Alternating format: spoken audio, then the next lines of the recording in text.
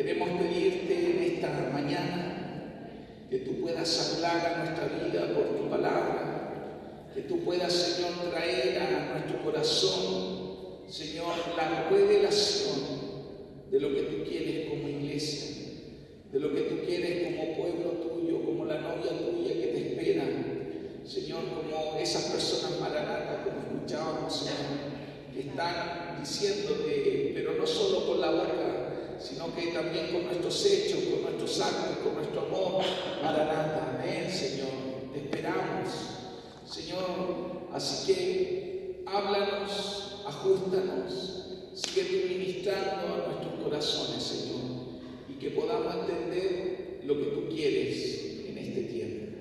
En el nombre de Jesús. Amén y amén. Es muy importante, hermanos, no perder nunca la visión. Y cuando hablamos de visión, dice la palabra del Señor que cuando el pueblo está sin visión, se desenfrena, se desenfoca y pierde el rumbo. Nosotros, Dios nos ha dado un rumbo por el cual caminar. Y creo que tiene que ver con lo mismo que habló al principio Samuel acá también, que Dios nos ha llamado a ser esta iglesia que Él ha soñado, una iglesia que se ama, una iglesia que se sirve, una iglesia que está unida, una iglesia que respeta al otro, que anima al otro, una iglesia que quiere y sabe que Dios se manifiesta en eso, en la unidad. No hay otra, Dios no se manifiesta en individuos solos, solitarios. Dios se manifiesta en el cuerpo de Cristo. Así que dígale al que está al lado suyo, aunque hace calor, Dios se manifiesta en medio de nosotros. Yo lo único que siempre fue como práctica, dar gracias al Señor. Porque hace unos meses atrás decíamos que hace frío, ¿ya? Entonces ahora gracias, Señor, tenemos calorcito, ¿cierto? Por último, vamos a bajar de peso ahora. Así que creo que es muy importante esto de entender lo que Dios nos ha llamado. Y estamos viendo, y hoy termino la tercera etapa de este mensaje, que es la iglesia que Dios ha soñado. La iglesia que Dios ha soñado. Y esta iglesia que Dios ha soñado es una comunidad que ama y que sirve. Esta es la iglesia que Dios ha soñado. Una comunidad que se ama, una comunidad que está dispuesta a servir al otro. Puede decir, la iglesia que Dios ha soñado es esa comunidad que se ama y que se sirve. A ver, díganse. Y vamos en todos estos mensajes hemos puesto un fundamento, hemos puesto una verdad. Y sobre esta verdad tenemos que caminar como iglesia. Vamos a ver Filipenses capítulo 2, del verso 1 al 8. Y dice así: ¿hay algún estímulo en pertenecer a Cristo? Disculpa, ¿dónde está el cristiano? Que suena que resuena. No. O está bien, usted escucha bien, o yo me estoy. ¿Se escucha bien allá? Puede ser. Listo. Ya, bien. No, entonces estamos bien. Yo pensaba que yo me sonaba. Entonces dice, ¿hay algún estímulo en pertenecer a Cristo? ¿Existe algún consuelo en su amor? ¿Tenemos en conjunto alguna comunión en el Espíritu? ¿Tienen ustedes un corazón tierno y compasivo? Entonces, háganme verdaderamente feliz, poniéndose de acuerdo de todo corazón entre ustedes, amándose unos a otros y trabajando juntos con un mismo pensamiento y un mismo propósito. No sean egoístas, No traten de impresionar a nadie, sean humildes, es decir, considerando a los demás como mejores que ustedes. No se ocupen solo de sus propios intereses, sino también procuren interesarse en los demás. Tengan la misma actitud que tuvo Cristo Jesús. Aunque era Dios, no consideró que el ser igual a Dios fuera algo a lo cual aferrarse. En cambio, renunció a sus privilegios divinos, adoptó la humilde posición de un esclavo y nació como un ser humano. Cuando apareció en forma de hombre, se humilló a sí mismo en obediencia a Dios y murió en una cruz como morían los criminales. Esto es el fundamento para que la Iglesia realmente cumpla el sueño y lo que Dios ha pensado como nosotros o como lo que Dios quiere para este tiempo. Hemos dicho que los celos y la envidia es un enemigo maligno para la unidad y que todos nosotros debemos siempre pedir al Espíritu Santo que nos examine, que no haya nada de celos en nosotros, ni mucho menos de envidia, porque cuando está esto en nosotros es muy difícil que podamos ser uno. Y los celos y las envidias hemos dicho que son como hermanos gemelos, ¿cierto? Pero que son tan dañinos para el corazón. Y no está ahí la cita, pero créanme que dice así, Proverbios 27:4. Dice que el enojo es cruel y la ira es como una inundación, pero los celos son aún más peligrosos. Y obviamente uno a veces dice o piensa que los celos uno se los lleva solo a la pareja, pero en realidad cuando nosotros trabajamos y queremos ser una iglesia unida, los celos pueden ser un muy mal enemigo.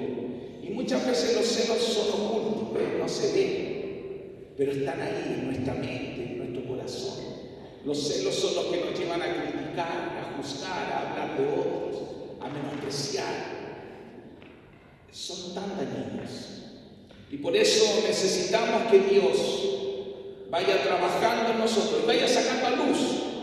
Yo sé que a nadie le gusta cuando Dios empieza a sacar a luz esas cosas feas, pero a veces es necesario para ir siendo libres y para poder ser esa iglesia que Dios ha soñado. También la semana pasada vimos como un síndrome, como un mal que también nos puede afectar y que pusimos como ejemplo y estudiamos a Saúl, la vida del rey Saúl. Y vimos que el síndrome de Saúl es que él deseaba que no había problema que todos fueran honrados, pero después de él. Él decía, todos pueden ser honrados después de mí. Y eso obviamente lo vimos como la falta de humildad, como el orgullo, como el a veces querer siempre estar arriba de otros y ser reconocidos y ser exaltados. Uno a veces busca tanto eso que mira a los demás con menosprecio, mira a los demás también con recelo, y esto es un enemigo para la unidad. Entonces, si nosotros queremos dar cumplimiento y ver la visión que Dios quiere de esta iglesia que Él ha soñado, estas cosas tienen que, primero tenemos que decirle al Señor, examíname tú, Señor. ¿Cierto? Porque a veces cuando yo me examino yo mismo puedo decir, no, yo estoy bien de esto. No, yo no tengo ni celos, ni envidia. No, yo no soy como Saúl. No, yo no me pongo primero. Pero a veces sí, está oculto. Es un enemigo, como un cáncer que puede estar ahí.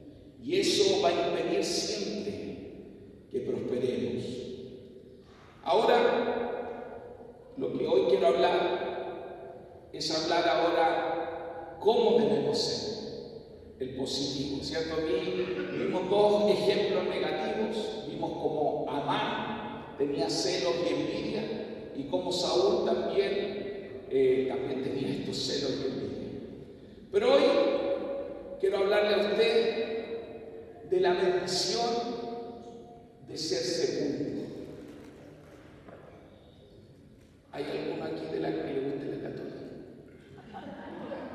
Porque a ellos les dicen como sobrenombre los segundones, ¿cierto?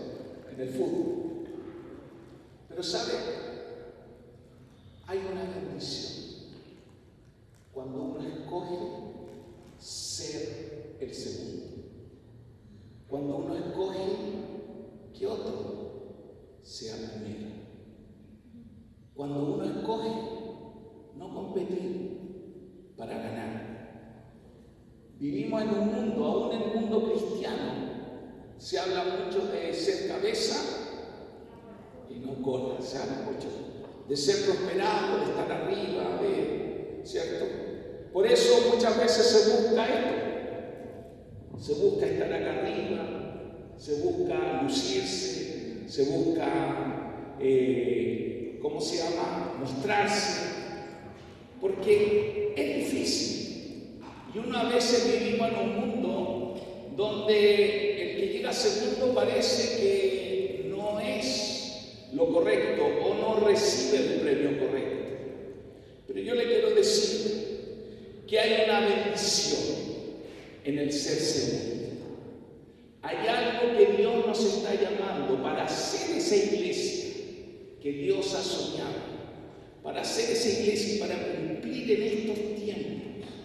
Nosotros, usted y yo, vamos a tener que escoger voluntariamente el ser segundos. Yo lo veo así, esto clarito. ¿Y sabe por qué lo veo clarito? Porque veo que el enemigo de repente, después sobre todo del retiro que tuvimos en la unidad, ¿qué quiere? Quiere poner fisuras, quiere poner divisiones. Quiere poner pleito, quiere que usted empiece a hablar mal, empiece a pensar mal de su hermano, de otro, de mí, de mi familia, no sé. Empieza ahí. Y el enemigo empieza a trabajar la mente. Y a veces uno le da lado. ¿Y sabe por qué yo veo este problema? Porque al enemigo no le gusta la unidad. Al diablo no le gusta, porque sabe que la iglesia unida es eso. Jamás será vencida. Cuando los lazos son estrechos, cuando somos como esa familia de campo, es muy difícil que se rompa. Por eso es tan necesario, importante. Cuando chico, no sé si usted jugaba esto de correr así, romperle las manos no me acuerdo cómo se llama eso. ¿Cómo? Santiago era lo arrancaba, granero, que venga, ¿cierto? Bueno, da lo mismo, pero la idea era sostener la mano firme del otro. ¿Y qué es lo que ocurría? Uno buscaba el lugar más débil, donde uno veía esta compañera con este compañero no se quieren mucho. Entonces tomaban así, me tocó tomar la mano.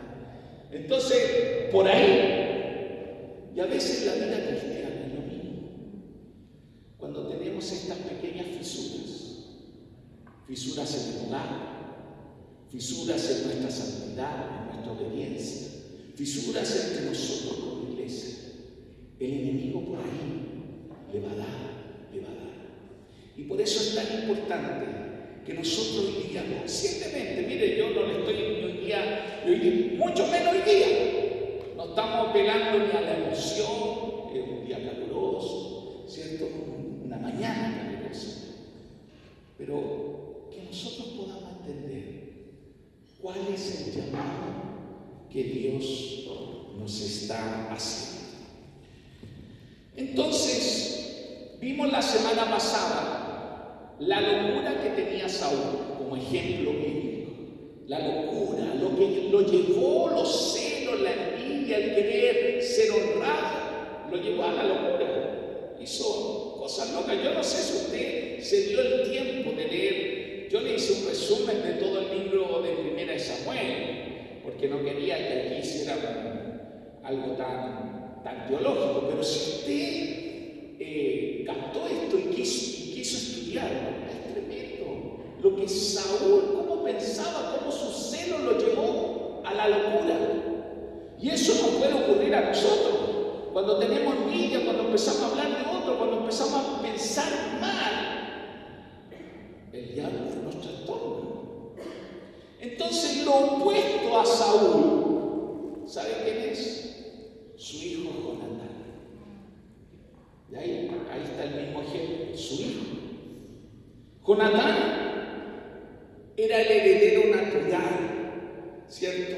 Y legítimo del trono de su padre. ¿Quién es el heredero de un rey? El hijo, el príncipe, ¿o no? Jonatán, yo no sé si usted sabe la historia. Saúl fue escogido rey por Dios, pero ya vimos que él, por la desobediencia y todo, Dios, ¿qué hizo? ¡Pum! Dijo, y voy a escoger a alguien, ¿cierto? De mi corazón. ¿Y escogió a quién? A David. Pero David no era ni pariente de Jonatán, o sea, de Saúl. Vimos la semana pasada que por esto, no es que Dios dijo, ay, que no me sirve, sino por la desobediencia y terquedad. Saúl perdió su propósito, perdió el camino blanco. Dios le dijo, si tú no hubieses obedecido, eternamente y por siempre el trono hubiese sido tuyo y de tu familia y de tu descendencia. Pero no fue así. Entonces, Jonatán, que era el heredero natural y legítimo del trono de su padre, él sabía que la ley de Dios estaba por encima de la ley hereditaria. Él sabía que lo que Dios decía valía más que lo que la ley decía. ¿Quién era el legítimo sucesor del rey? Joab o Jonatán. Pero él sabía que lo que Dios decía era más alto, más importante que mis propios deseos, que mi propia herencia, que mi propio lugar. Jonatán reconocía que Dios había escogido a David para ser rey sobre Israel y se alegraba de esto. ¿Sabe? Jonatán no solo aceptó de que David, Dios lo había escogido como rey, se alegraba. Mire el corazón que tenía Jonatán. ¿Sabe? Porque él veía que había una bendición en ser segundo. Le puede decir al que está atrás suyo, hay una bendición en ser segundo.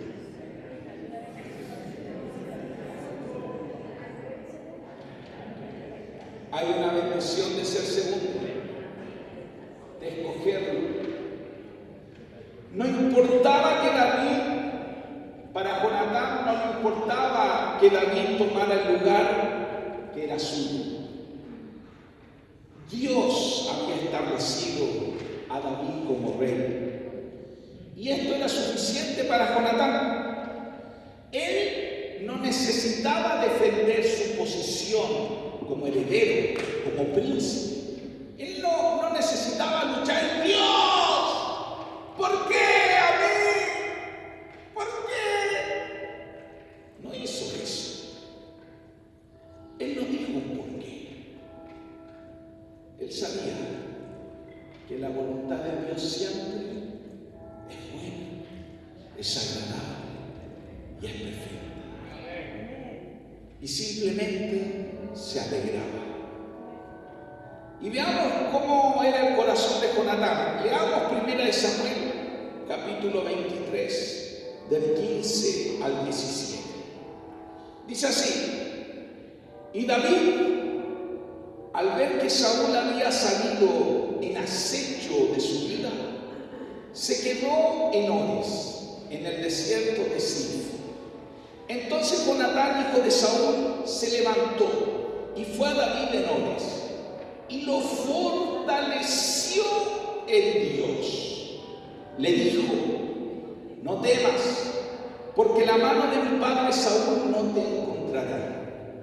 Tú reinarás sobre Israel y yo seré segundo después de ti. Aún Saúl, mi padre, lo sabe. Miren qué declaración hace Jonatán. Saúl, por envidia, por celo, no podía estar al lado de David. ¿Por qué? Porque cuando venía entrando la gente decía: Saúl mató a 1000, pero David mató a 10.000. Y esos celos no lo dejaron. ¿Y qué hizo? Quería matar a David. Pero Jonatán no tenía el mismo corazón. Por el contrario, él fue a buscar a David, fue a fortalecerlo en Dios, fue a animarlo, fue a decirle: yo estoy contigo y sé que Dios te ha llamado y yo seré segundo después de ti. Por eso, hermanos y hermanas, para que haya una verdadera unidad familiar, una verdadera unidad en la iglesia, y esa unidad perdure, no sea una unidad de un culto o una unidad de un retiro. ¿Sabe por qué lo digo esto? Porque a veces cuando estamos en una reunión o en un retiro que tuvimos, nos podemos emocionar, podemos ir a pedirnos perdón, podemos llorar, podemos decirle a la esposa, al esposo: sí, ahora sí. Y podemos estar tan emocionados. Pero pasan los días, las semanas, los meses, y esa unidad a veces se fue como el aire. Nos olvidamos. Pero para que la unidad perdure y sea concreta entre nosotros, debemos hacer conscientemente esta declaración, que en nuestra boca y en nuestro corazón podamos decirle al que está al lado, al que está atrás, a nuestra esposa, a nuestros hijos, a nuestros esposos: yo seré segundo después de ti. Yo seré segundo después de ti. ¿Quieres mirar al que está al lado tuyo, sobre todo si es tu esposa, tu esposo, o tu hermano, tu papá, o tu hijo? Pero más que yo lo diga, que lo puedas pensar y decir: yo seré segundo después de ti. Puedes decirlo. O díselo a quien quiera decírselo. Algunos dicen: ya se lo voy a decir al pastor José, está bien. No, díselo a alguien que tú estés compitiendo. A tu esposo, a tu esposa, por eso estoy diciendo que ahí. A ver, pero yo no escuchaba a nadie que lo diga, o sea, no lo quieren decir. Y si no lo quieren decir, bueno, quizás están siendo sinceros, están siendo francos.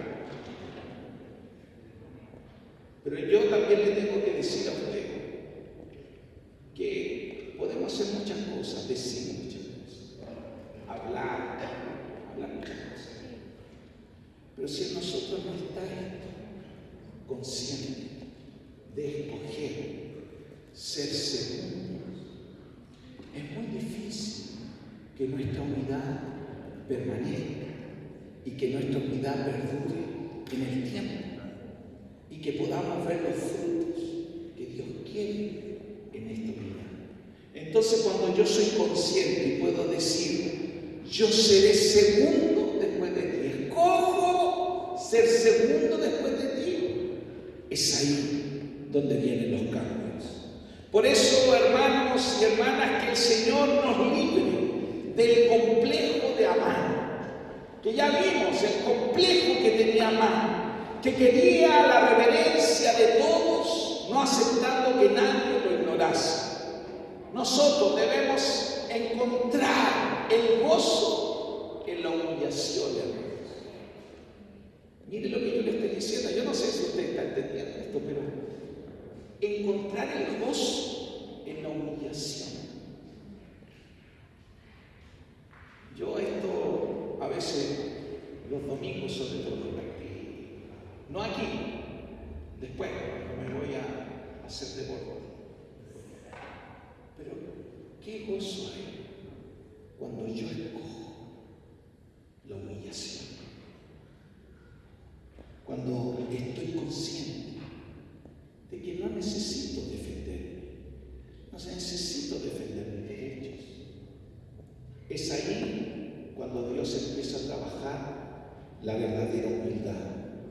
Y también debemos orar que el Señor también nos libre del síndrome de Saúl, que no toleraba la honra dada a su prójimo, que lo llenaba de celo. Por eso debemos, y este es el anhelo, y es mi anhelo, y es mi deseo para ustedes, para mí, para la iglesia, que el Señor nos conceda un corazón como el que tenía Jonatán, que con alegría cedió su lugar a su compañero, que no se esforzó para mantener en la posición de jefe, no se esforzó para decir yo me voy a quedar como el máximo, como el mayor jefe, sino que no compitió con aquel que naturalmente debería haber sido su siervo y no su rey. Él no compitió.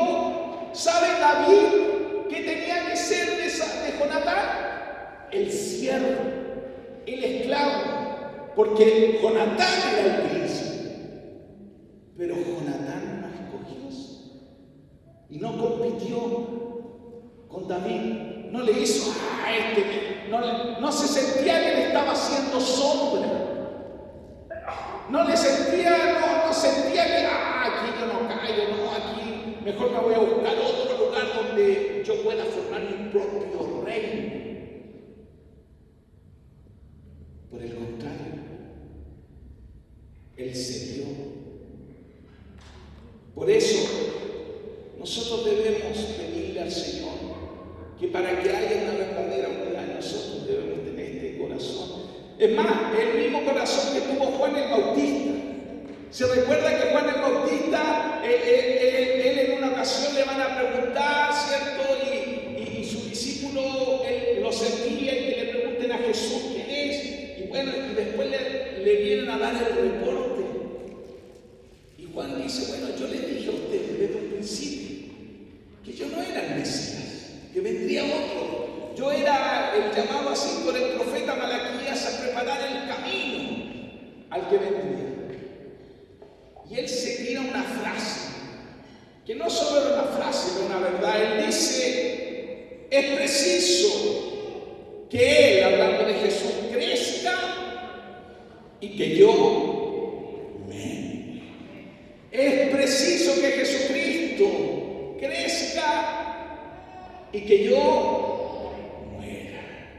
Repita conmigo, es preciso que Jesucristo crezca y que yo muera. Otra vez, es preciso que Jesucristo crezca y que yo muera. Porque si Cristo crece en nosotros, vamos a ser una iglesia unida. Vamos a cumplir el propósito. No va a ser difícil decirle no al pecado. No va a ser difícil amar al que nos desea tanto. Pero si Jesucristo no crece y soy yo el que crezco, ¿qué nos pasa cuando estamos ahí a flor de piel, a flor de carne? ¿Qué te pasa? ¿No te defiendes? Yo me defiendo. Cuando estoy en la carne, ¿sabes lo que sale de mí? El defenderme, el ser agresivo, el no dejarme pasar a llevar. Es más, muchas veces digo en mi mente, en mi corazón, digo, este no me va a pasar por arriba. Y quizás tú muchas veces dices lo mismo de tu esposa, de tu esposo. Este no me va a pasar, no me voy a dejar. ¿O no? O eso, como decía Pastor, esto pasa en Argentina. No, este compañero, este hermano, no. Este pastor. Pero Juan, es tremendo lo que él dijo.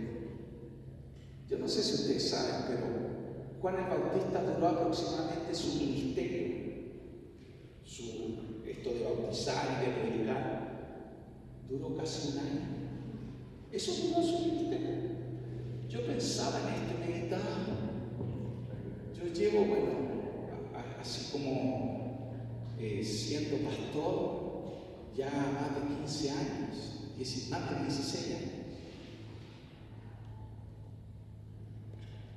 Y no sé si Dios me hubiese llamado a un ministerio que durara solo un año.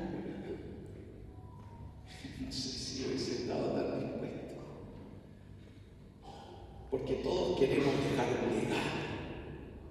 Todos queremos trascender en el tiempo.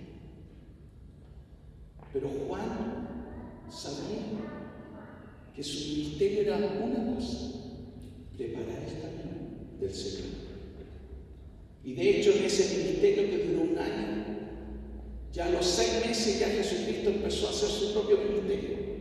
Y se tomaron, ¿cierto? Juan lo bautizó, pero después, al año después que estuvo preso, ¿qué le pasó a Juan el Bautista? Guillotina, le cortaron la cabeza. Pero ¿sabe lo que dijo Jesús de Juan el Bautista? Que le dijo a sus discípulos, en Lucas 7 aparece eso, dice: no hay ningún otro hombre que haya nacido de mujer que sea mayor que Juan el Bautista. No hay otro profeta, dijo boca de Jesús.